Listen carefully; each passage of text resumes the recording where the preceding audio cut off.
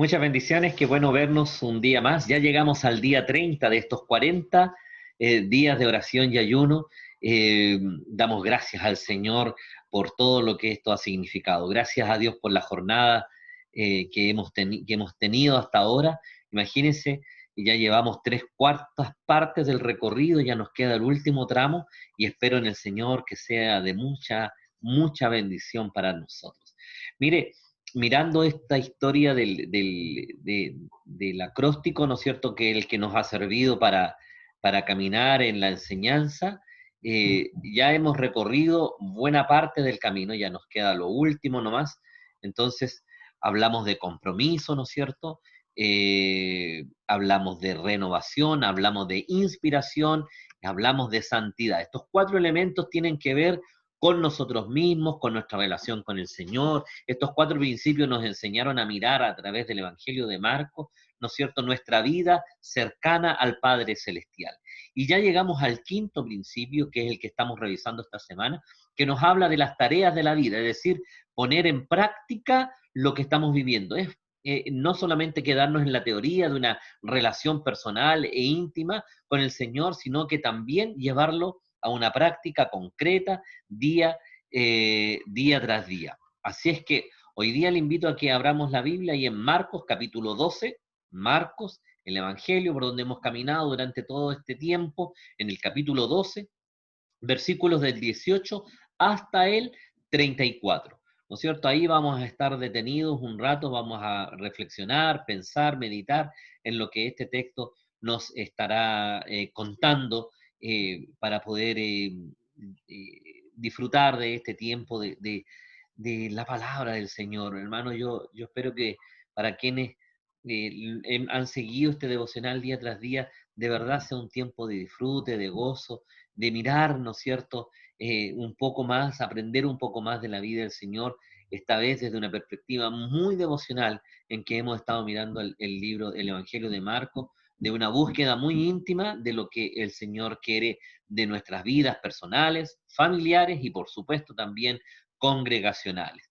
El título de hoy dice una dosis diaria de amor al prójimo y vamos a mirar por qué nos está hablando acerca de esto. El relato de Marcos, ¿no es cierto?, que estamos haciendo mención, tiene dos elementos bien centrales. Primero, son las preguntas que se hacen acerca de la resurrección, y ahí vamos a mirar y a conocer un poco más acerca de este gran Dios en el que hemos creído nosotros, y, por supuesto, la pregunta del gran mandamiento.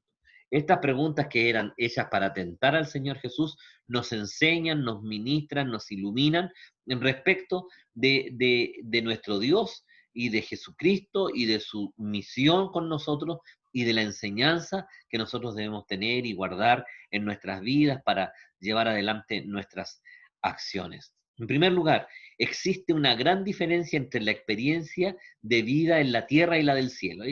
Ahí estaban los saduceos, aquí hay una trampa tremenda, ¿no es cierto?, porque los saduceos no creían en la resurrección, ¿ya? Y el Señor acepta su pregunta. Él podría haberlos cuestionado. Tal vez usted y yo hubiéramos hecho eso.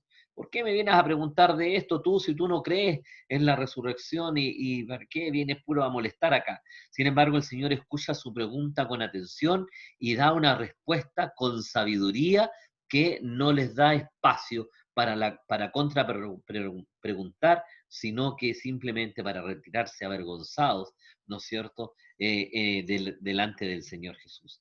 A través de la historia se han ido creando muchas teorías acerca del cielo, o algunas que están llenas de ilusiones, están llenas de,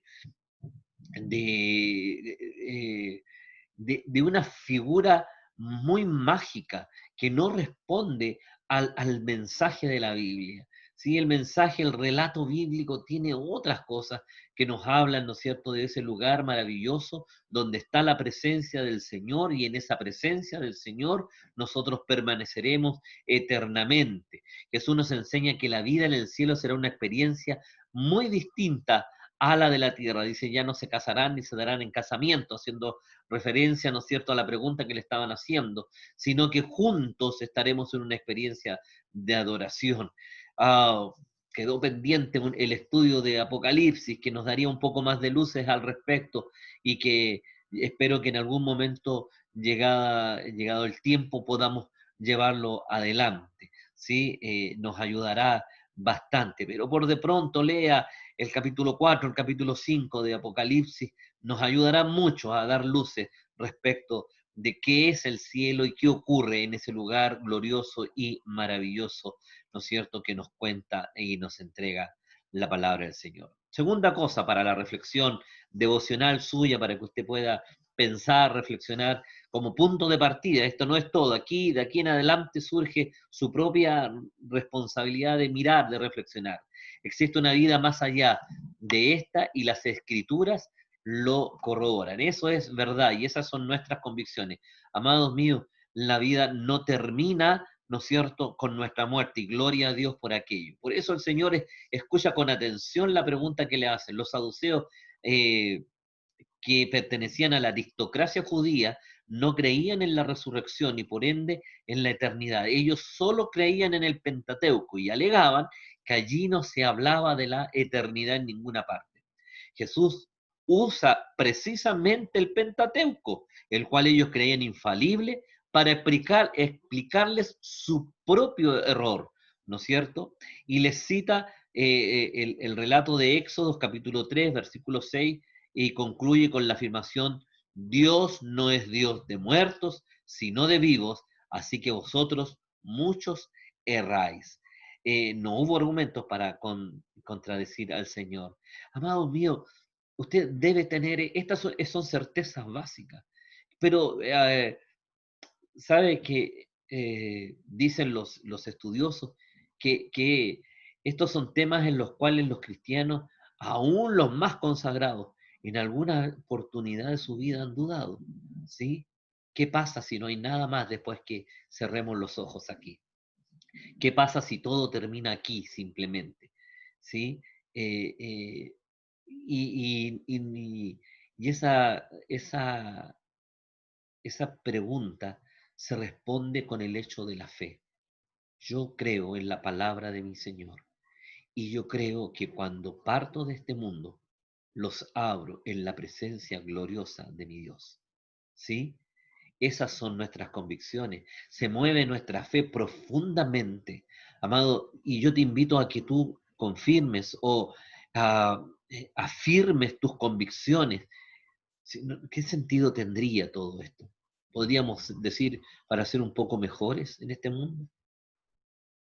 La hermosura de nuestra vida es nuestra eternidad. Eternidad que gracias a la obra de Jesucristo en nosotros podremos pasar al lado o en la presencia de Dios Padre. Será maravilloso ese tiempo y ese encuentro. Nuestras vidas estarán eternamente y por siempre alabando el nombre de nuestro Dios. Tercera cosa para nuestra reflexión en este día. Existe una máxima fundamental para la fe. En aquella época había dos tendencias respecto a la ley de Dios.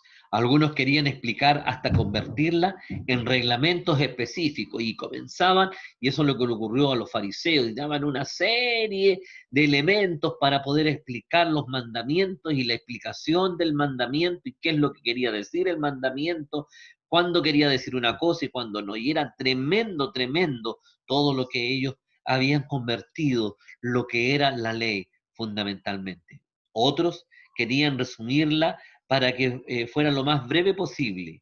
Y en este contexto, un escriba le pregunta, ¿cuál es el primer mandamiento de todos? De todo lo que se nos ha enseñado. Mire, fíjese en la respuesta final del Señor Jesús, porque usted no puede llegar y leerlo el pasaje, ¿no es cierto? Fíjese en la respuesta final, porque lo ve tan sincero y dice, estás más cerca del reino de los cielos. Estás más cerca porque estás en una búsqueda sincera de Dios. ¿Por qué estaba más cerca? No porque fue a preguntar o a interrogar al Señor Jesús, sino porque estaba en una búsqueda sincera y buscó donde tenía que buscar, en Jesucristo. Oh, ojalá nuestras vidas fueran iguales, amados, ¿no? Ojalá en nuestras búsquedas sinceras de Dios buscáramos en Jesús, ¿no? Buscáramos en el Señor, buscáramos en su palabra exclusivamente, no en la opinión del predicador tal o del pastor de la iglesia, o no en la visión del libro tal o cual, no en la tendencia de no sé quién, ni en el apóstol, ni en la revelación determinada que alguien o algo tuvo, o en la experiencia que alguien está viviendo, y entonces para tener una experiencia fuerte, personal, íntima, pensamos que tenemos que vivir algunas experiencias determinadas o vivir la fe como lo hacen tales o cuales, ¿no es cierto?, en la iglesia de tantos o en la denominación tal, ¿no es cierto? Mire, así como le escriba, tenemos que buscar en el Señor la respuesta. Y ahí habrá respuesta para nuestras vidas, respuestas oportunas. Y el Señor responde con gracia y sabiduría, utilizando el Antiguo Testamento, conocido por el escriba, en Deuteronomio capítulo 6 y en Levíticos 19, ¿sí? Y le dice, ¿no es cierto?, con claridad le responde al escriba. Eh, el primer y principal mandamiento. Y le dice el Señor, amarás el Señor, nuestro Dios, el Señor, uno, fíjese cómo lo lee el Padre. ¿Eh? El Señor podría haber dicho, el Señor vuestro Dios, pero Él dice, no, es mío. Él se hace parte, lo dice en primera persona. Es tan dulce el Señor Jesús. El Señor nuestro Dios, el Señor uno es. Y amarás al Señor tu Dios con todo tu corazón y con toda tu alma y con toda tu mente y con todas tus fuerzas. Este es el principal mandamiento. Pero la explicación del Señor Jesús al escriba no se queda ahí. Es tan potente el texto utilizado ahí en Deuteronomio 6, 4 y 5, ¿no es cierto?, por el Señor, pero agrega tras cartón el Señor en la misma explicación, porque le da sentido a esta palabra, porque le da fuerza, porque le da fundamento, porque le dice la máxima de la fe, de quien dice la fe, recuerde que está rodeado por los aristócratas saduceos, por los fariseos. Este es un escriba, es decir, gente del alto nivel religioso, cultural, social, del lugar, todos están escuchando. Y le dice, mire, el principal mandamiento es que nadie se equivoque, ¿ah? Que nadie se equivoque, ni con lo que yo he dicho, ni con lo que yo he hecho, dice el Señor Jesús. El principal mandamiento es amarás al Señor, el Señor nuestro Dios, el Señor uno es, y amarás al Señor tu Dios, a este Señor que es uno, ¿no es cierto?, con todo tu corazón y con toda tu alma y con toda tu mente y con toda tu fuerza, con todo lo que tú eres. Ese es el principal mandamiento. Y, agrega el Señor, el segundo es semejante. Y dice, y amarás a tu prójimo como a ti mismo. No hay otro mandamiento mayor que estos. Ahí le está hablando a todos los fariseos. No hay mandamiento mayor que todos estos, que estos dos. Pero tienen un orden. Amarás al Señor tu Dios con todo lo que tú eres y amarás a tu prójimo de la misma forma. ¿Sí? Es una expresión absolutamente perfecta del amor de Dios. Si miramos los 10 mandamientos, podemos ver con claridad que a Dios le interesa de manera muy sentida y especial las relaciones con nuestro prójimo. 4 mandamientos, más o menos, están dirigidos especialmente a la relación con Dios. Y 6, la mayor parte de estos mandamientos que rigen nuestra vida, conducta, ética y moral, están dirigidas a nuestra relación con el prójimo. Dice, en esto se resume, amar al Señor con todo lo que yo soy. Eso implica el día de reposo, eso implica la adoración, eso implica el reconocimiento de quién es, y amarás a tu prójimo, partiendo, mira, fíjate, partiendo por amarás a tu padre y a tu madre, y termina con no codiciar lo que tienen los demás. Y está siempre todo, dice que no hay que, no hay que robar, etcétera. Usted conoce los mandamientos. Amado mío, ¿se da cuenta? No es posible vivir la fe con Dios si no vivo mi fe con el prójimo. No es posible vivir una experiencia personal, íntima, profunda con el Señor y declararme un seguidor con Dios si no estoy viviendo una vida de acción y de amor con mi prójimo. No podemos decir, ¿no es cierto?, que estamos bien con el Señor si estamos mal con nuestro prójimo. ¿Qué nos enseña el Señor Jesús? Si alguno viene al templo a orar, ¿no es cierto? Y se acuerda que está mal con su prójimo, deje su ofrenda ahí en el altar, vaya, póngase a cuenta y vuelva a entregar su ofrenda. No sirve, ¿sí? Tiene que ser una cosa con la otra. Es complejísimo para nosotros en el día de hoy. Es complejo en la experiencia de las relaciones interpersonales, del carácter que tenemos entre cada uno de nosotros, de la vulnerabilidad que tenemos cada uno de nosotros a veces al juicio y al prejuicio con las personas, ¿sí? A aceptar, a justificarnos a nosotros mismos permanentemente respecto de nuestras acciones y relaciones con los demás.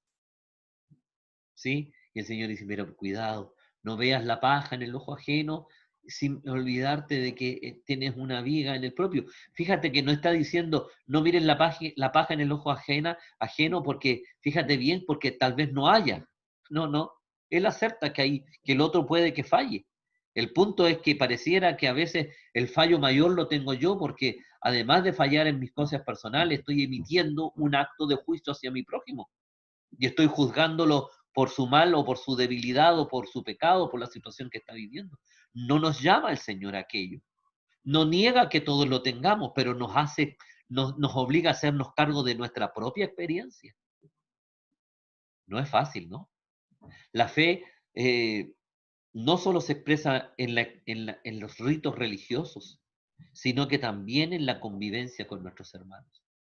¿Crees en el Señor? Adora a tu Padre Celestial. ¿Crees en el Señor? Canta himnos y alabanza. ¿Crees en el Señor? Estudia su palabra. ¿Crees en el Señor? Ten tiempo de oración y intimidad. ¿Crees en el Señor? Ama a tu prójimo. ¿Sí? Todas son expresiones de una misma, bien digo, de una misma situación, que es amar, ¿no es cierto?, a Dios y amar a nuestro prójimo. Recuerde que esta semana es de las tareas de la vida. Aprendimos compromiso con el Señor cada día, ¿sí? Aprendimos de renovación de nuestras vidas cada día. Aprendimos de inspirarnos en el Señor cada día. Hablamos de santidad en Cristo cada día. Y cuando vivimos estas cuatro experiencias, entonces viene la quinta. Haga las tareas de la vida cada día amando a su prójimo. Algo que he repetido en muchas ocasiones. Es un grave error creer que el amor es un sentimiento, ¿sí? Es un sentimiento en términos de las sensaciones que nos lleva o que provoca en nosotros. Pero el amor básicamente es una acción, es una decisión que se toma para actuar en favor de los demás. El Señor nos dice, y cuando sientas, amarás, o siente amar a tu prójimo. Y el Señor dice, en una orden que se expresa en una acción de parte nuestra, dice, amarás a tu prójimo. No hay posibilidad. De más está decir que nuestro prójimo es el más cercano. Nuestro prójimo es el que está en casa. Nuestro prójimo es nuestra esposa, nuestro esposo, nuestro hijo, nuestra familia, nuestro vecino y quien nos rodea, y aún quien está un poco más allá. ¿Sí? El Señor nos invita a expresar y a vivir nuestra fe como cristianos, como hijos de Dios, en acciones concretas hacia el prójimo. Realiza la tarea para esta semana, dice, realiza acciones concretas de amor, vale decir, acciones que sacien necesidades de los seres que amas y de las personas cercanas. ¿Qué podrás hacer hoy día por tu familia? ¿Qué cosa vas a hacer por tu familia por amor al Señor? No como una carga, no como una obligación, no como una actividad, no como una responsabilidad. No, no, no, no. ¿Qué vas a hacer para mostrar tu amor a Dios? De la cotidianidad del hogar. Yo te invito a que tus acciones concretas de la cotidianidad del hogar, con tus compañeros de trabajo, con los compañeros de la universidad, del liceo, con nuestros vecinos y en general donde nos desenvolvamos, no nazcan como una acción de orgullo personal para pensar que somos gentilhombres o buenas personas, sino que surjan en nuestro corazón como una expresión de amor a nuestro Dios y del ejercicio práctico de nuestra fe. No se vive la fe, no se vive la fe, ¿no es cierto?, sin acciones concretas, en este caso, con nuestro prójimo. No olvides el texto que tenemos para esta semana que estamos aprendiendo todos juntos, ¿sí? Vigilad, estad firmes en la fe, sed valientes y esforzados, todas vuestras obras sean hechas con amor. Y yo espero que las tareas de amor al prójimo, ¿no es cierto?, que hemos aprendido en el día de hoy, sean concretas, eh, que se revelen y que se muestren, ¿no es cierto?, hacia quienes amamos y son nuestro prójimo, porque hablará esto del amor que nosotros le tenemos al Señor, nuestro Dios, y del tipo de fe que nosotros tenemos. Y espero que tengamos una fe profunda, enraizada en la palabra del Señor, que se manifiesta en acciones absolutamente concretas para un prójimo que es cercano y que el Señor nos manda más. Que Dios nos bendiga, mis queridos hermanos. Nos volvemos a encontrar en estos días en un nuevo tiempo devocional. Muchas bendiciones, un abrazo para todos.